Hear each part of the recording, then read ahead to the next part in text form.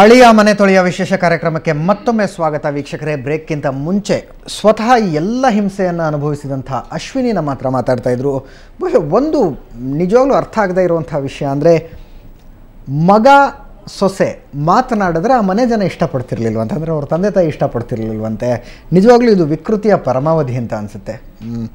ಮಗಳು ಅಳಿಯ ಮಾತನಾಡಿದರೆ ಬಹುಶಃ ತಂದೆ ತಾಯಿ ಇಷ್ಟಪಡ್ತಾರೆ. ಅದು ಯಾಕೋ ಮಗ ಸೊಸೆ ಮಾತನಾಡಿದರೆ ಯಾಕೆ ಹಿಂಗೆ ಆಡ್ತಾರೋ ನಿಜಕ್ಕೂ ಗೊತ್ತಿಲ್ಲ. ನಾನೀಗ ಮತ್ತೆ ತುಳಸಿರಾಮ್ ಗೌಡರ ಹತ್ರ ಬರ್ತಾಯಿದ್ದೀನಿ.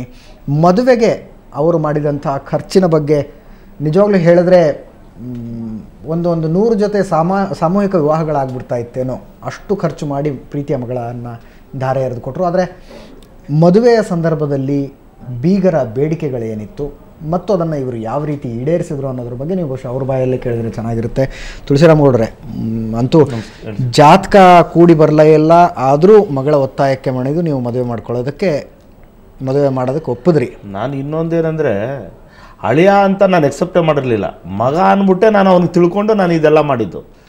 ನಮ್ಮ ಮನೆಯಲ್ಲೇ ಇರ್ತಾನಲ್ಲ ಬಿಡು, ನಮ್ಮ ಇದಕ್ಕೆ ಇರ್ತಾನಲ್ಲ ಅಂದ್ಬಿಟ್ಟೋಸ್ಕರ ಅಳಿನ ಥರ ನಾನು ಯಾವತ್ತೂ ಟ್ರೀಟ್ಮೆಂಟ್ ಮಾಡಿದ್ದವನೇ ಅಲ್ಲ. ಇವನ್ ನನ್ನ ಮಗ ಯಾವ ರೀತಿ ಇದ್ದಾನೋ ಅವನು ಅದು ಇವನು ದೊಡ್ಡವನು ಅವ್ನು ಚಿಕ್ಕವನು, ಆ ರೀತಿ ಒಂದು ಅರಣ್ಯಗಳಲ್ಲಿ ನಾನು ಇಬ್ಬರಿಗೂ ಸರಿಸಮ ಮಾಡಿದ್ದು. ಏನೇನಿತ್ತು ಅವ್ರ ಮಾತುಕತೆಗಳು ಏನಿತ್ತು ಅಂತ ಮದುವೆಗೆ ಮುಂಚೆ? ಅವ್ರ ಡಿಮ್ಯಾಂಡ್ಸು ತುಂಬ ಇತ್ತು ಸರ್. ಏನೇನಿತ್ತು? ಅವ್ರದ್ದು ತುಂಬ ಡಿಮ್ಯಾಂಡ್ಸ್ ಇತ್ತು, ಆದರೆ ನಾವು ಅದೆಲ್ಲ ಮಾಡಲಿಲ್ಲ. ಏನಂತಂದರೆ ನಮ್ಮ ಹುಡುಗಿ ಚೆನ್ನಾಗಿರಲಿ ಅನ್ನೋದಕ್ಕೋಸ್ಕರ ನಮ್ಮ ಹುಡುಗಿಗೋಸ್ಕರ ಮಾಡಿದ್ವಿ ಹೊರತು ಅವ್ರು ಡಿಮ್ಯಾಂಡ್ಸ್ ಮಾಡಿದ್ರು ಅಂತ ಅಂದ್ಬಿಟ್ಟು ಕೊಡಲಿಲ್ಲ. ಅವ್ರದ್ದು ತುಂಬ ಇತ್ತು ಬಿಡಿ, ಅದು ಹೇಳೋಕ್ಕಾಗಲ್ಲ, ಆ ಥರ ಇತ್ತು. ಈಗ ತಾನೇ ಹೇಳಿದ್ರು 7 ಸೀರೀಸ್ 1 ಕೋಟಿ ರೂಪಾಯಿ 7 ಸೀರೀಸ್ ಕಾರ್ ಕೇಳಿದ್ರು. ಹೌದೌದು, ಆ ಥರ ಕೇಳಿದ್ದಾರೆ. ಆಮೇಲೆ ಪ್ಯಾಲೇಸ್ ಗ್ರೌಂಡಲ್ಲೇ ಮದುವೆ ಕೊಡಬೇಕು ಅಂತ ಅಂದ. ಅದು ಏನಕ್ಕೆ ಅಂತಂದ್ರೆ ನನಗೆ ಎಂಗೇಜ್ ಮಾಡ್ಕೊಂಡ್ಬಿಡ್ಬೇಕು, ಅವನಿಗೋಸ್ಕರ ಅಲ್ಲ, ಅವ್ನು ಹೇಳಿದ್ ನಮ್ಗೆ ಫ್ರೆಂಡ್ಸ್ಗೋಸ್ಕರ.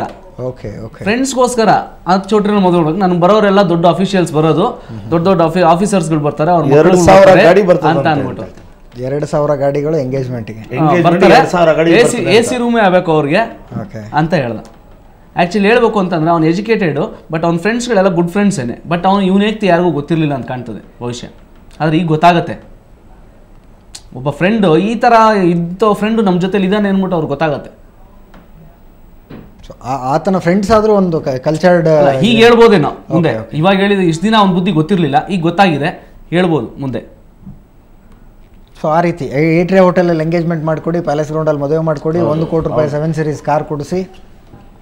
ಏನು ನಮ್ಮ ಉದ್ದೇಶ ಅಂತಂದರೆ ನಮ್ಮ ಹುಡುಗಿ ಚೆನ್ನಾಗಿರ್ತಾಳಲ್ಲ ಅಂತ ಅಂದ್ಬಿಟ್ಟು ನಮ್ಮ ಹುಡುಗಿಗೋಸ್ಕರ ಮಾಡಿದ್ವಿ. ನಾವು ಏನೇ ಮಾಡ್ಬೇಕಾದ್ರೂ ನಮ್ಮ ಹುಡುಗಿಗೋಸ್ಕರನೇ ಮಾಡಿದ್ದು, ಆಯಿತಾ. ಈಗ ಅದನ್ನೆಲ್ಲ ಹುಡುಗಿ ಮುಖಾಂತರ ಎಲ್ಲ ತಗೊಂಡವರು ಇನ್ನೂ ಬೇಕು ಅಂತಂದರೆ ಏನು ಕೊಡ್ಬೋದು ಹೇಳ್ಬೋದು? ಲಕ್ಷ್ಮೀ ಅಯ್ಯಂಗಾರ್ ಅವರೇ, ಈ ರೀತಿ ಡಿಮ್ಯಾಂಡ್ ಮಾಡೋದಕ್ಕೆ ಕಾನೂನಿನಲ್ಲಿ ಏನು ಉತ್ತರ ಇದೆ ಅಂತ? ಈ ಡಿಮ್ಯಾಂಡ್ ಮಾಡಿ ನನಗೆ ಇಂಥದ್ದೇ ಬೇಕು, ಇಂಥಲ್ಲಿ ಮದುವೆ ಆಗಬೇಕು, ಇಷ್ಟು ಐಷಾರಾಮಿಯಾಗಿ ಆಗಬೇಕು, ಇದು ವರದಕ್ಷಿಣೆ ಅಂತ ಅನ್ಸ್ಕೊಳ್ಳುತ್ತಾ ಇದು ಅಂತ? ವರದಕ್ಷಿಣೆ ಅಂತ ಡೌರಿ ಪ್ರೊಹಿಬಿಷನ್ ಆ್ಯಕ್ಟ್ ಅಂತ ಇದೆ. ಡೌರಿ ಅಂತಂದರೆ ಏನು, ವರದಕ್ಷಿಣೆ ಅಂತಂದರೆ ಏನು ಅಂತಂದ ಸೆಕ್ಯೂರಿಟಿ ಅವ್ರು ಕೇಳೋದು, ಇದು ಮೂವಬಲ್ ಅಸೆಟ್ಸ್ ಇರ್ಬೋದು, ಈ ಮೂವಬಲ್ ಅಸೆಟ್ಸ್ ಇರ್ಬೋದು, ಅದು ಏನಿದ್ರು section 2 of the dowry prohibition ಆ್ಯಕ್ಟಲ್ಲಿ ಅವ್ರ ರಿಲೇಷನ್ನು, ಇಮಿಡಿಯೇಟ್ ರಿಲೇಷನ್, ಹುಡುಗನ ತಂದೆ ತಾಯಿ ಇಮಿಡಿಯೇಟ್ ರಿಲೇಷನ್ನು, ಅವರು ಈ ಕಡೆಯಿಂದ ಕೇಳಿರೋದು ಇವರು ಕಮಿಟ್ ಮಾಡಿ ಕೊಡೋದು, ಇಲ್ಲಂತಂದರೆ ಕೊಡೋಕ್ಕೆ ಕಮಿಟ್ಮೆಂಟ್ ಮಾಡಿದಾರೋ ಅದು ಡೌರಿ ಅಂತ ಆಗುತ್ತೆ. ಸೊ ಅದು ಇಟ್ ಈಸ್ ಇಲ್ಲೀಗಲ್. ಕೊಡೋದು ಬೇಡ್ದು, ರಿಸೀವು ಮಾಡಬೇಡ್ದು. ಕೆಲವರು ಡೈರೆಕ್ಟಾಗಿ ಕೊಡಲ್ಲ, ಮಗಳಿಗೆ ಅಂತ ಮಾಡ್ತಾರೆ. ಬಟ್ ಅದನ್ನು ಅವ್ರು ತೊಗೊಂಡು ಅದನ್ನು ವರದಕ್ಷಿಣೆಯಾಗಿ ತೊಗೊಂಡು ಅವ್ರು ಯೂಸ್ ಮಾಡಿಬಿಟ್ಟು ತಿರ್ಗಾ ಇನ್ನೊಂದು ತೊಗೊಂಡ್ಬಾ, ಇನ್ನೂ ಸ್ವಲ್ಪ ತೊಗೊಂಡ್ಬಾ ಅಂತ ಅವರು ಕಳಿಸ್ತಾರೆ ಮಗಳನ್ನ. Very similar. ಈಗ ಅವರು ಈ ಸ್ಪೆಸಿಫಿಕ್ ಕೇಸಲ್ಲಿ ಹರಾಸ್ಮೆಂಟ್ ಮಾಡಿ ಇನ್ನು ಅವರು ಸಿಗರೆಟ್ ಬರ್ನ್ಸ್ ಮಾಡಿ ಕಟ್ ಮಾಡಿದ್ದಾರೆ, ಎಲ್ಲ ಮಾಡಿದ್ದಾರೆ. ಈಗ FIR ಈಗ ರಿಜಿಸ್ಟರ್ ಆಗಿರೋದು ಇಟ್ ಇಸ್ ಇನ್ಸಫಿಷಿಯಂಟ್. ಇಲ್ಲ, ನಾನು FIR ವಿಷಯಕ್ಕೆ ಬರ್ತೀನಿ. ಬಹುಶಃ ಅದ್ರ ಬಗ್ಗೆನೇ ಒಂದು ಸಪ್ರೇಟ್ ಸೆಗ್ಮೆಂಟ್ ನಾವು ಮಾತಾಡಬೇಕು. ಯಾಕೆ ಪೊಲೀಸ್ ಈ ರೀತಿಯಾಗಿ ದೂರು ಕೊಡೋದಕ್ಕೆ ಹೋದವ್ರಿಗೆ ಕೋಆಪರೇಟ್ ಮಾಡಲ್ಲ? ಮೊದಲೇ ನೊಂದಿರ್ತಾರೆ ಅಲ್ಲ, IR ಅಥಾರಿಟಿ ಅವರು ಹೇಳಿದ್ರು ಇಲ್ಲಿ ಮಾಡಿಲ್ಲ.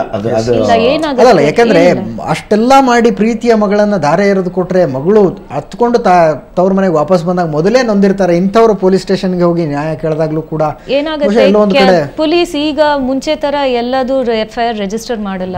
ಯಾಕಂದರೆ ಕೆಲವು ಸರಿ ಇದು it could be an false complaint ಇರುತ್ತೆ. ಅದಕ್ಕೆ ಸ್ವಲ್ಪ ಸರಿ ಅವರು ಇನ್ವೆಸ್ಟಿಗೇಟ್ ಮಾಡಿ, ಇಲ್ಲಂತಂದರೆ ಹುಡುಗನ ಕರೆಸಿ ನೋಡಿಬಿಟ್ಟು ಅದು ಕೇಸ್ ರಿಯಲ್ನಾ ಇಲ್ವಾ ಅಂತ ನೋಡಿಕೊಂಡು ಆಮೇಲೆ ರಿಜಿಸ್ಟರ್ ಮಾಡ್ತಾರೆ. ಅಲ್ಲ, ರಿಜಿಸ್ಟರ್ ಮಾಡಿ FIR ಹಾಕುವಂಥ ನಿರ್ಧಾರಕ್ಕೆ ಬಂದ ನಂತರ ಕೂಡ ಯಾವ ಸೆಕ್ಷನ್ ಹಾಕಬೇಕು ಅನ್ನೋದ್ರ ಬಗ್ಗೆ, ಯಾಕಂದರೆ ಅದು ಸ್ವಲ್ಪ ಅವರು ಹೇಳಿದ ಪ್ರಕಾರ ನನ್ಗೆ ಗೊತ್ತಾಗುತ್ತೆ ಅವ್ರು ಏನೋ ಇನ್ಫ್ಲುಯೆನ್ಸ್ ತಂದು ಅದನ್ನು ಹಾಕ್ಸ್ಕೊಂಡಿಲ್ಲ. ಇದು ಈ FIR ರಿಜಿಸ್ಟರ್ ಮಾಡೋಕ್ಕೂ ಅವ್ರು ಕಷ್ಟ ಆಯಿತು ಅಂತ ಹೇಳ್ತಿದ್ದಾರೆ. ಬಟ್ ಅವ್ರಿಗೆ ಕಷ್ಟ ಆಗುವಾಗ ಅವ್ರು ಡೈರೆಕ್ಟ್ ಕಮಿಷನರ್ ಆಫೀಸ್ ಹೋಗಬೇಕು, ಅವಾಗ ಅವ್ರಿಗೆ ಇದು ಸಿಗುತ್ತೆ. ನಾನು ಆ ವಿಷಯಕ್ಕೆ ಬರ್ತೀನಿ. ತುಳಸಿರಾಮ್ ಗೌಡ ಅವರೇ, ಮದುವೆ ಹೇಗೆ ಮಾಡಿದ್ರಿ? ತುಂಬ ಜನ ಹೇಳ್ತಾರೆ ಭಾಳ ಅದ್ದೂರಿಯಾಗಿ ಮಾಡಿದ್ರು ಮದುವೆ, ನೋಡೋದಕ್ಕೆ 2 ಕಣ್ಣು ಸಾಲ್ತಿರ್ಲಿಲ್ಲ ಅನ್ನೋ ಥರ. ಏನೇನು ಖರ್ಚು ಮಾಡಿದ್ರಿ, ಏನು ಕೊಟ್ರಿ? ಕೊಡೋದಕ್ಕಿಂತ ನನ್ನ ಮಗಳಿಗೆ ಏನು ಕೊಡಬೇಕು ಅನ್ನೋದಿತ್ತು ಎಲ್ಲ ನಾನು ಕಂಪ್ಲೀಟ್ ಕೊಟ್ಟಿದ್ದೀನಿ. ಏನೇನು ಒಟ್ಟು ಕೊಟ್ಟಿದ್ದೇನು? ಎಷ್ಟು? ಒಡವೆ, ಆಮೇಲೆ ಎಷ್ಟು? ಗಾಡಿ, ಹುಡುಗಿ, ನನ್ನ ಮಗಳಿಗೆ ಓಡಾಡೋಕ್ಕೋಸ್ಕರ ಗಾಡಿ ಅನ್ಕೊಂಡು ನಾನು ತಿಳ್ಕೊಂಡು ನಾನು ಇದು ಮಾಡಿದ್ದು. ಇದು ಬೇರೆಯವ್ರು ಕರ್ಕೊಂಡು ಬೇರೆಯವ್ರು ಕರ್ಕೊಂಡು ಹೋಗೋಕ್ಕೋಸ್ಕರ ಗಾಡಿ ಅಂದ್ಬಿಟ್ಟು ನನಗೆ ಒಂದು ದಿವಸ ಯಾವುದೋ ಒಂದು ಚೂರು ಏನೋ ಒಂದಾಯ್ತು ಇನ್ಸ್ಟೇಷನ್ ಗಾಡಿದು. ಆ ಟೈಮಲ್ಲಿ ತಿಳ್ಕೊಂಡೆ ಆರೇ ಹಿಂಗೂ ಇದೆಯಾ ಅಂತ. ನಾನು ಸುಮ್ಮನೆ ಗೊತ್ತಿದ್ರು ಗೊತ್ತಿಲ್ದಿರೋ ಥರ ಇದ್ಬಿಟ್ಟೆ.